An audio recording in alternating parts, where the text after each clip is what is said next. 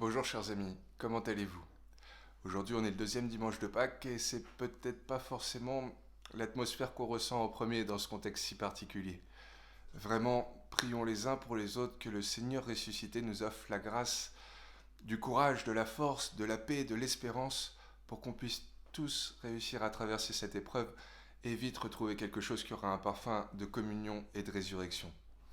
Aujourd'hui, deuxième dimanche de Pâques, c'est le dimanche de Saint Thomas, une figure qui, je pense, peut certainement beaucoup nous apprendre pour nous aujourd'hui et nous donner des clés pour pouvoir traverser ce moment qu'on est en train de vivre. Eh bien, chers amis, à tous une très belle méditation et à tous vraiment un vrai esprit de Pâques. C'est tout ce que je vous souhaite. Je sais pas pour vous, mais moi je suis toujours un petit peu gêné quand je rencontre des gens qui me disent "Oh, moi je suis comme saint Thomas, je crois que ce que je vois." Je suis gêné parce qu'en fait, j'ai jamais réussi à trouver la phrase, la punchline, comme on dit, qui pourrait à la fois couper court au débat, mais surtout, plus que ça, réussir à les élever un petit peu, à les faire cheminer vers toujours un petit peu plus de profondeur et de spirituel. Alors, je préfère vous le dire tout de suite, hein, en préparant la méditation d'aujourd'hui, j'ai toujours pas trouvé cette formule magique qu'on pourrait leur rétorquer. Par contre, je crois que j'ai réussi à bien mieux comprendre qui est la figure de Thomas, et notamment à travers deux choses qui, dans ce récit, sont presque en fait de l'ordre du comique, de l'absurde. Enfin, regardez, Thomas, c'est ce genre d'individu qui dit qu'il ne croit pas, mais qui va quand même rester avec ceux bah, qui disent croire et au risque de se faire emprisonner, de se faire persécuter. Et deuxièmement, il dit je croirai que quand je verrai, mais même plus que ça, il dit qu'il veut mettre son doigt dans la plaie du Christ. On en parle ou pas? C'est quand même un peu étrange. Et ben en fait, je pense que ces deux petites choses qui paraissent presque absurdes quand on découvre le texte comme ça, et ben peut-être qu'elles nous apprennent quelque chose de très profond sur cette figure de Thomas. Commençons donc par reprendre cet homme qui dit ne pas croire, mais qui reste quand même avec ceux qui croient. C'est surprenant. Donc, on vient d'avoir, dans le récit qu'on vient d'entendre, le premier jour de la semaine, Jésus ressuscite et il apparaît le soir même aux disciples qui sont enfermés comme ça. Les disciples retrouvent Thomas dans les temps qui suivent, quelques jours après sûrement, et ils lui disent on a vu le ressuscité. Lui, il leur dit non, non, moi je ne croirai que quand je le verrai, quand je mettrai mon doigt dedans. Bon. Mais n'empêche, il reste avec eux. Il reste avec eux alors que eux, on peut penser que face à la chose extraordinaire qu'ils ont vécue, ils passent leur temps à ne parler que de ça. Et en plus, comme je disais tout à l'heure, il y a quand même le risque qu'ils se fassent emprisonner, mettre au cachot et éventuellement torturer. Donc en fait, Thomas, c'est celui qui dit qu'il croit pas, mais qui reste quand même. C'est un peu celui qui, comme si on allait à la piscine, a envie de monter avec ses copains sur le plongeoir du 5 mètres. Il y va, il regarde tous ses copains qui y vont, il se prépare, voilà. Mais par contre, ah non, moi je saute pas tant que je suis pas sûr qu'il m'arrivera rien du tout, du tout. En fait, peut-être que Thomas, il nous ressemble plus qu'on ne le pense. C'est comme si, au fond de lui, il avait envie, mais que sa raison lui disait qu'il y a quelque chose qu'il va pas maîtriser, quelque chose qui est pas possible. Et donc, il est frustré, il y va pas. Thomas, nous dit le texte, c'est celui qu'on surnommait le jumeau, didyme. Et en fait, en grec, jumeau, didyme, c'est très proche de diviser. C'est comme si en Thomas, il y avait une nature qui était divisée. Un côté de lui qui veut y aller, et un autre côté peut-être plus rationnel qui lui dit oh non, non, non. Est-ce qu'au final, c'est pas un petit peu ce qui nous arrive souvent à chacun d'entre nous? Le fait que notre cœur, il a envie d'y aller, mais notre esprit, notre raison, elle nous dit ouh non, non, non, méfions-nous. Seulement, le seul truc avec notre ami Thomas, c'est que, ça va l'enfermer. Ça va l'enfermer dans quelque chose qui est presque en fait de l'ordre du caprice.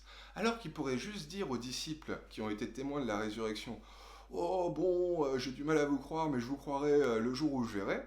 Non, il s'enferme dans un genre d'ultimatum il faudra que je mette mon doigt dans ses plaies, dans ses trous. C'est bizarre, ça fait presque même enfantin. Mais en fait, peut-être même que toute la scène, elle fait très théâtrale. J'imagine bien notre ami comme ça, Thomas, qui est là. Oh non, moi, il faut que je mette mes doigts dedans pour voir si c'est du vrai.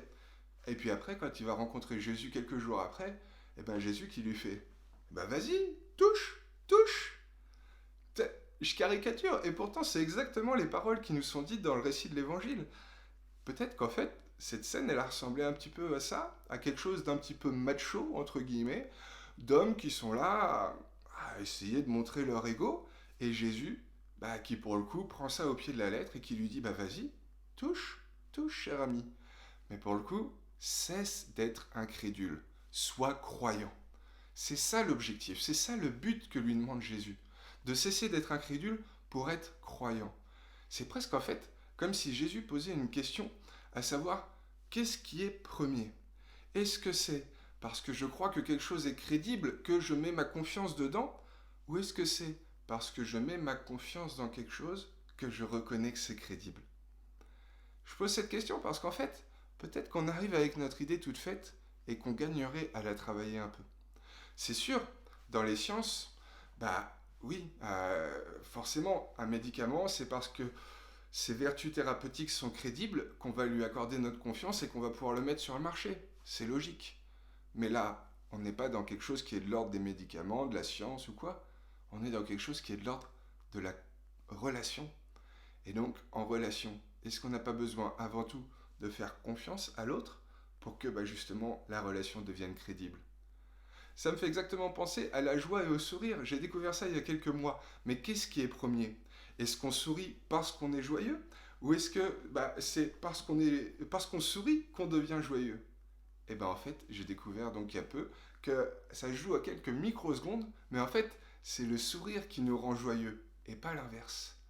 Et peut-être qu'il en est exactement de la même pour la crédibilité et la confiance. On pense souvent qu'on ne pourra pas donner notre confiance tant que quelque chose n'est pas crédible.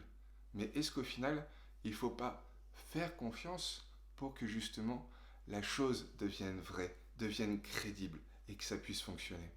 Quand le Seigneur dit heureux ceux qui croient sans avoir vu, au final, est-ce qu'il n'est pas en train de dire heureux ceux qui rendent rationnellement crédibles ce en quoi ils ont mis leur confiance? Il me semble que c'est vraiment ça. Il y en a qui vont attendre toute leur vie des signes de Jésus. Mais ne pensons pas que c'est quand on aura des signes de lui que automatiquement on va pouvoir mettre notre confiance en lui. C'est pas comme ça que ça marche. Trop souvent on a vu qu'il avait pu se révéler à des gens. C'est pas pour autant que ces derniers se sont mis à sa suite et lui ont offert leur confiance. Donc que Dieu se manifeste aux incrédules, ça change pas forcément grand-chose au final. Par contre, que des hommes mettent leur confiance en Dieu, malgré le doute, malgré les incertitudes, ça, c'est toute l'histoire de l'Église. Et toute l'histoire des débuts de l'Église particulièrement, et des nombreux miracles et signes qu'ont fait les apôtres grâce à leur confiance.